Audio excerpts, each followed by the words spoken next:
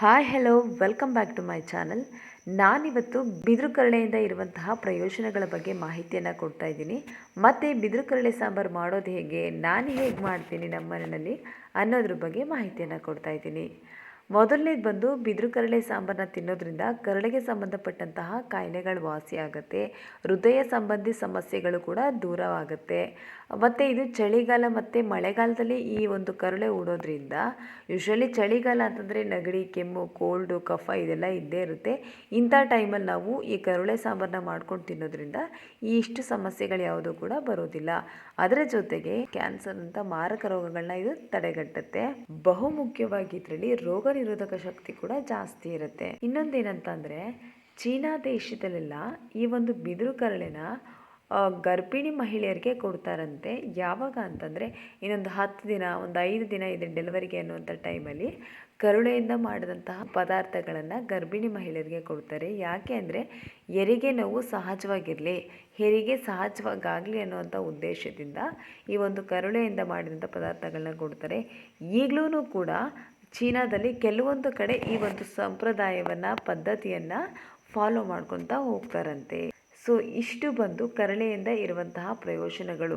ಹಾಗಂತೇಳಿ ನಮ್ಮಲ್ಲಿ ಬೇಡ ಅಂತಾರೆ, ಹೌದು ಇದು ತುಂಬಾ ಹೀಟ್ ಇರುತ್ತೆ. ಹಾಗಾಗಿ ನಮ್ಮಲ್ಲಿ ಗರ್ಭಿಣಿ ಮಹಿಳೆಯರಿಗೆ ಇದನ್ನು ಕೊಡೋದಿಲ್ಲ. ಇದಕ್ಕೂ ಏನು ಡಿಫ್ರೆನ್ಸ್ ಅಂತ ಹೇಳೋದಾದರೆ, ನೀವು ಯಾವುದಕ್ಕೂ ಒಂದ್ಸರಿ ಡಾಕ್ಟರ್ ಸಜೆಷನ್ನ ತಗೊಳ್ಳೋದು ಬೆಸ್ಟು. ಸೊ ಹಾಗಿದ್ರೆ ಕರಳೆ ಸಾಂಬಾರು ಮಾಡೋದು ಹೇಗೆ ನೋಡೋಣ ಬನ್ನಿ. ಬೆಳಿಗ್ಗೆನೇ ನೆನೆಸೋಕ್ಕೆ ಅಂತ ಹೇಳಿ ಇಟ್ಕೊಂಡಿದ್ದೆ. ಬೆಳಗ್ಗೆಯಿಂದ ಇಷ್ಟೊತ್ತವರೆಗೂ ನೆನೆದಿತ್ತು. ಅದರ ಜೊತೆಗೆ ನಾನು ಎಲ್ಲ ತರಹದ ತರಕಾರಿನೂ ಹಾಕ್ಕೊಂಡಿದ್ದೀನಿ. ಕಾಳು ನಿಮಗೆಲ್ಲ ಕಾಣಿಸ್ಬೋದು, ಎಲ್ಲ ಥರದ ಕಾಳನ್ನ ನಾನು ಹಾಕಿದ್ದೀನಿ. ಕಡಲೆಕಾಳು ಆಗ್ಬೋದು, ಬಟಾಣಿ ಕಾಳು, ನನ್ನ ಮನೆ ಒಣ ಅವರೆಕಾಳು ಇಲ್ಲ ಅಂತ ಹೇಳ್ಬಿಟ್ಟು ಹಸಿ ಅವರೆಕಾಯಿ ತೊಗೊಂಡಿದ್ದೆ, ಅದನ್ನೇ ಹಾಕ್ಕೊಂಡಿದ್ದೀನಿ.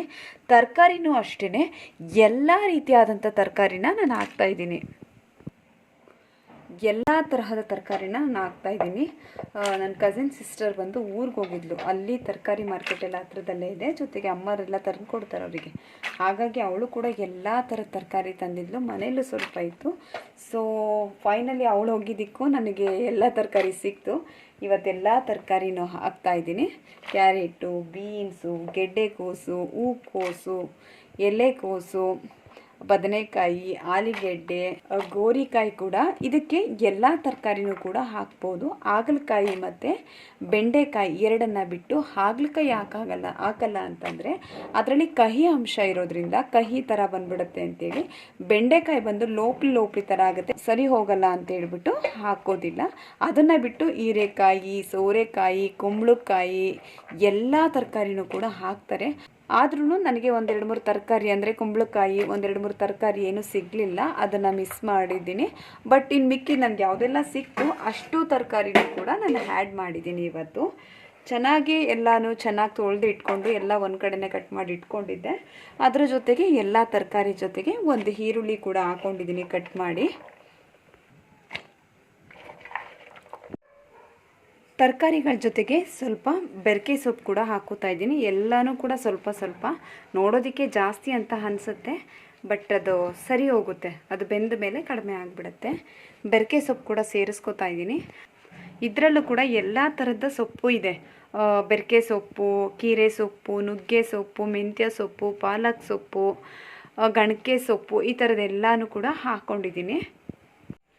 ಎಸ್ ಫ್ರೆಂಡ್ಸ್, ನಾನು ಕರುಳೆ ಕೂಡ ಹಾಕ್ಕೊಂಡಿದ್ದೀನಿ ನೋಡಿ, ಈ ಸೈಜಿಗೆ ಕಟ್ ಮಾಡ್ಕೊಂಡಿದ್ದಾರೆ. ಎಲ್ಲ ಥರದ ತರಕಾರಿ ಹಾಕ್ಕೊಂಡು ನಾನು ಹೇಗೆ ಮಾಡ್ತೀನಿ ಅಂತಂದರೆ, ಇದನ್ನೆಲ್ಲ ತರಕಾರಿ ಕಾಳುಗಳೆಲ್ಲ ಒಂದೆರಡು ಕೂಗಿಸ್ಕೊತೀನಿ. ಕೂಗಿಸ್ಕೊಂಡು ನಾನು ರೆಡಿ ಮಾಡ್ಕೊಂಡಿರೋಂಥ ಮಸಾಲೆ ಹಾಕ್ಕೊಂಡು ಒಗ್ಗರಣೆ ಮಾಡ್ಕೊತೀನಿ, ತೋರಿಸ್ತೀನಿ ನಿಮಗೆ. ಸೊ ಇದಕ್ಕೆ ಸ್ವಲ್ಪ ರುಚಿಗೆ ತಕ್ಕಷ್ಟು ಉಪ್ಪನ್ನು ಕೂಡ ಆ್ಯಡ್ ಮಾಡ್ಕೊತಾ ಇದ್ದೀನಿ. ರುಚಿಗೆ ತಕ್ಕಷ್ಟು ಉಪ್ಪು ಕೂಡ ಆ್ಯಡ್ ಮಾಡಿಕೊಂಡೆ. ಇದು ನೋಡಿ ನೀರಿದೆ, ತುಂಬ ಅಂತ ಅನ್ನಿಸ್ತಿರ್ಬೋದು, ತುಂಬ ಇದೆ, ಆಗತ್ತೆ, ಅದು ಕರೆಕ್ಟಾಗಿದೆ. ಇದೆಲ್ಲ ಇಟ್ಟು 1-2 ವಿಷಲ್ ಹೊಡೆಸ್ಕೊತೀನಿ ನಾನು ಇವಾಗ. ಇದು ಬಂದು ಮಸಾಲೆಗೆ ಅಂತ ರೆಡಿ ಮಾಡ್ಕೊಂಡಿರೋದು. ಒಂದಿಷ್ಟು ಬೆಳ್ಳುಳ್ಳಿ, ಅರ್ಧ ಹೋಳು ತೆಂಗಿನಕಾಯಿ, 2 ಗೆಡ್ಡೆ ಅಷ್ಟು ಬೆಳ್ಳುಳ್ಳಿ ಇದೆ, 2-3 ಗೆಡ್ಡೆ. ಇಲ್ಲಿ 1-2 ಗುಂಟೂರು ಮೆಣಸಿನ್ಕಾಯಿ, 1-2 ಖಾರದ ಮೆಣಸಿನ್ಕಾಯಿ ಇಟ್ಕೊಂಡಿದ್ದೀನಿ. ಒಂದು 10-12 ಕಾಳು ಮೆಣಸು, ಇಷ್ಟು ಜೀರಿಗೆ ಇಟ್ಕೊಂಡಿದ್ದೀನಿ. ಬೇಳೆ ಸಾಂಬಾರು ಪುಡಿ ಜೊತೆಗೆ ಇದು ಬಂದು ಧನಿಯಾ ಪುಡಿ ಕೂಡ ಇಟ್ಕೊಂಡಿದ್ದೀನಿ. ಟೊಮೊಟೊ ನಾನು ರುಬ್ಬಕ್ಕೆ ಹಾಕೊಳ್ಳೋದಿಲ್ಲ, ಅದು ನಾನು ಒಗ್ಗರಣೆ ಮಾಡ್ಕೋತೀನಲ್ವಾ, ತರಕಾರಿ ಕಾಳುಗಳೆಲ್ಲ ಒಗ್ಗರಣೆ ಮಾಡ್ಕೋಬೇಕಾದ್ರೆ ಆವಾಗ ಕಟ್ ಮಾಡಿ ಇಟ್ಕೋತೀನಿ. ಬೆಂದಿರೋ ಅಂಥದ್ದು ಹೀಗಾಗಿದೆ, ಚೆನ್ನಾಗಿ ಬೆಂದಿದೆ.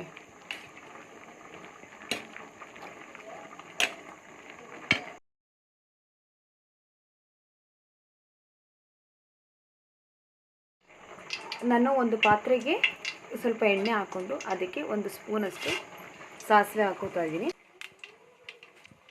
ಅದು ನೋಡಿ ಚೆನ್ನಾಗಿ ಚಟಪಟ ಅಂತ ಇದೆ. ಲೋ ಫ್ಲೇಮಲ್ಲೇ ಇಟ್ಕೋಬೇಕು, ಸೀದೋಗಬಾರ್ದು. ನನ್ನ ಎಲ್ಲ ವಿಡಿಯೋದಲ್ಲಿ ಹೇಳ್ತಾನೆ ಇರ್ತೀನಿ, ಯಾವುದೇ ಅಡುಗೆ ಆಗಲಿ ಸೀದೋಗಬಾರ್ದು. ಅದು ಸೀದೋದಷ್ಟು ಟೇಸ್ಟ್ ಕಡಿಮೆ ಆಗಿಬಿಡುತ್ತೆ. ಲೋ ಫ್ಲೇಮಲ್ಲೇ ಇಟ್ಕೊಂಡಿದ್ದೀನಿ. ಇದಕ್ಕೆ ಸ್ವಲ್ಪ ಕರಿಬೇವು ಹಾಕ್ಕೊತಾ ಇದ್ದೀನಿ.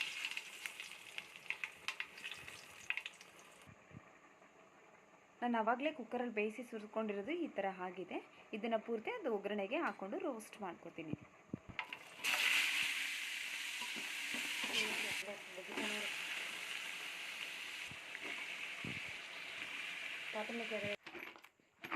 ನೋಡಿ ಫ್ರೆಂಡ್ಸ್, ನಮ್ಮಮ್ಮ ಕೆರುತ್ತಾ ಇದ್ದಾರೆ. ನನಗೆ ಅದು ಪಾತ್ರೆ ಇಟ್ಕೊಳ್ಳೋಕ್ಕೆ ಆಗಲಿಲ್ಲ, ತುಂಬ ಸುಡ್ತಾಯಿತ್ತು.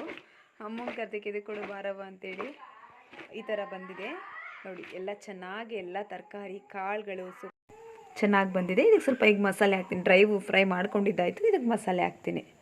ಮಸಾಲೆ ಕೂಡ ಹಾಕ್ಕೊಂಡಿದ್ದೀನಿ. ರುಬ್ಬಿಟ್ಕೊಂಡಿರೋ ಮಸಾಲೆ ಕೂಡ ಹಾಕ್ಕೊಂಡು ನೀಟಾಗಿ ಅದನ್ನು ಮಿಕ್ಸ್ ಕೊಡ್ತಾ ಇದ್ದೀನಿ. ನಾನು ಸ್ವಲ್ಪ ಜಾಸ್ತಿ ನೀರು ಥರ ಮಾಡೋಕ್ಕೆ ಹೋಗಲ್ಲ, ಯಾಕಂದರೆ ಗೊಜ್ಜು ಥರನೇ ಚೆನ್ನಾಗಿರುತ್ತೆ. ಇದಕ್ಕೆ ಸ್ವಲ್ಪ ನೀರು ಆ್ಯಡ್ ಮಾಡ್ಕೊತೀನಿ. ಅದು ಜಾರ್ ಇತ್ತಲ್ವ, ಮಿಕ್ಸಿ ಜಾರ್ಗೆ ಇನ್ನು ಸ್ವಲ್ಪ ನೀರು ಆ್ಯಡ್ ಮಾಡಿ ನೋಡ್ತಾ ಇರ್ಬೋದು ಫ್ರೆಂಡ್ಸ್, ನಾನು ಕರುಳೆ ಸಾಂಬಾರು ಹೇಗೆ ಮಾಡಿದೆ ಅಂತೇಳಿ. ಸೊ ಫೈನಲ್ ಸ್ಟೇಜಿಗೆ ಬಂತು. ಆಯಿತು, ಇನ್ನೇನು ಆಯಿತು. ಇದಕ್ಕೆ ಮಸಾಲೆ, ನನಗೆ ಬೇಕಾದಷ್ಟು ನೀರು, ರುಚಿಗೆ ತಕ್ಕಷ್ಟು ಉಪ್ಪು. ನಾನು ಆವಾಗಲೇ ತೋರಿಸ್ದಲ್ವ ಒಂದು ಟೊಮೊಟೊ ಕೂಡ ಆ್ಯಡ್ ಮಾಡ್ಕೊತೀನಿ ಅಂತ. ಯೂಶ್ವಲಿ ಹಾಕಲ್ಲ ಕೆಲವರೆಲ್ಲ ಹಾಕಲ್ಲ ಅಂತಾರೆ, ಬಟ್ ನಾನು ಟೇಸ್ಟಿಗಿರಲಿ ಅಂತೇಳಿ ಆ್ಯಡ್ ಮಾಡ್ಕೊತೀನಿ. ನೀವು ಬೇಕು ಅಂದರೆ ಹಾಕ್ಕೊಳ್ಳಿ, ಇಲ್ಲ ಸ್ಕಿಪ್ ಮಾಡ್ಕೊಳ್ಳಿ. ಈ ಥರ ಬರ್ತಾಯಿದೆ ಕರುಳೆ ಸಾಂಬಾರು. ಈ ಥರ ಬರ್ತಾಯಿದೆ. ಎಲ್ಲ ಥರ ಕಾಳು, ಸೊಪ್ಪು, ತರಕಾರಿ ಆರೋಗ್ಯಕ್ಕಂತೂ ತುಂಬಾ ಒಳ್ಳೆಯದು. ವರ್ಷಕ್ಕೆ ಅಟ್ಲೀಸ್ಟ್ ಒಂದು ಸರಿನಾದರೂ ಕರುಳೆ ಸಾಂಬಾರನ್ನ ತಿನ್ನಬೇಕು ಅಂತ ಹೇಳ್ತಾರೆ. ಅದು ನಮ್ಮ ಆರೋಗ್ಯಕ್ಕೆ ಬಹಳನೇ ಒಳ್ಳೆಯದು. ಈ ಗರ್ಭಿಣಿ ಮಹಿಳೆಯರಿಗೆ ಮತ್ತು ಹಸುಗೆ ಕೊಡಬಾರ್ದು, ತುಂಬಾ ಹೀಟ್ ಇರುತ್ತೆ. ಇದು ಆರೋಗ್ಯಕ್ಕಂತೂ ಬಹಳನೇ ಒಳ್ಳೆಯದು.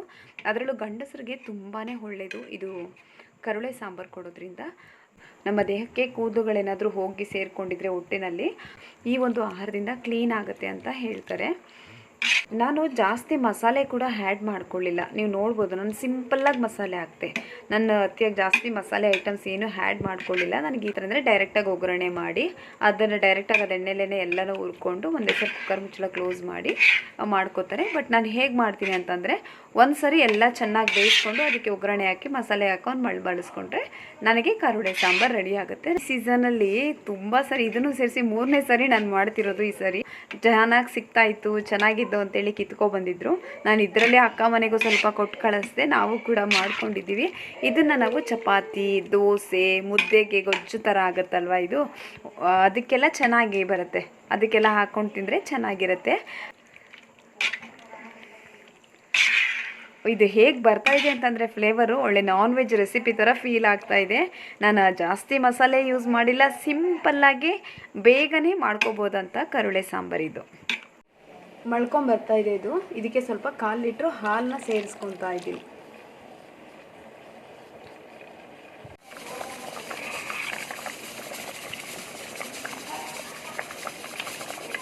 ಮಳ್ಳು ಬರ್ತಾಯಿದೆ.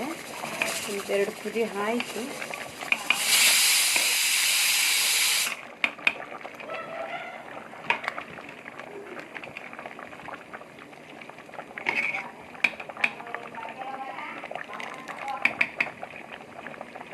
ಇಲ್ಲಿ ನೋಡ್ತಿರ್ಬೋದು, ರುಚಿಕರವಾದಂತಹ ಆರೋಗ್ಯಕರವಾದಂತಹ ಕರುಳೆ ಸಾಂಬಾರು ರೆಡಿಯಾಗಿದೆ.